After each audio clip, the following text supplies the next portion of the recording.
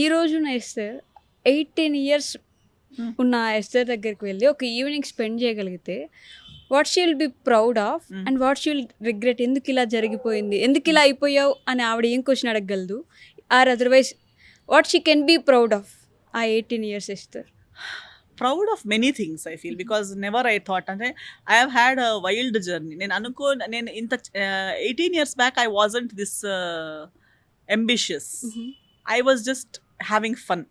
అంటే I was doing what I like. I was in a very protected atmosphere. నాకు ఇది కావాలంటే నేను కాలల్లో చూపించింది చేతిలో తీసుకొచ్చి ఇచ్చే parents.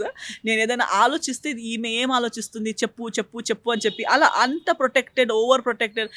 Everybody in my family and ఆలోచిస్తే how will she survive in this world. ఆటోలో వెళ్ళలేదు, నేను కాలేజ్ దాకా నేను ఆటో రిక్షా ఎక్కలేదు, బస్సులో అస్సలు వెళ్ళలేదు. ఎప్పుడో ఒకసారి అలా బస్సులో వెళ్తే నేను ఏడ్చేదాన్ని, ఇదేంటి నాకు వద్దు, నాకు ఇష్టం లేదు. నాకు ఎప్పుడో కారు లేదా walking. I was okay with walking, but I was not going in any other vehicles. My mom use to say, అసలు ఏమనుకున్నావు నువ్వు ఏమనుకున్నావు, నువ్వు ప్రిన్సెస్వియా అంటే, తెలియదు మమ్మీ, బట్ నన్ను దేవుడితో ఇంతే, నీకు లైఫ్లో కష్టాలు వస్తే ఏం చేస్తావు, నువ్వు బస్సులో వెళ్ళాలి, నువ్వు రిక్షాలో వెళ్ళాలి అని స్కూల్లో చెప్తే నేను చెప్పేదాన్ని, అబ్బా మైండ్లో దేవుడికి చెప్పేదాన్ని, ప్లీజ్ దేవుడా నాకు లైఫ్లో బస్సులో రిక్షాలో వెళ్ళే టైం ఇవ్వకు ప్లీజ్, ఏదైనా చేయి. కానీ but I did not know what that was exactly. But కానీ నేను అలా సిల్లీగా దేవుడితో అడిగిన దాన్ని కూడా దేవుడు తథాస్తు అనేసారు, ఆమెన్ అనేసారు.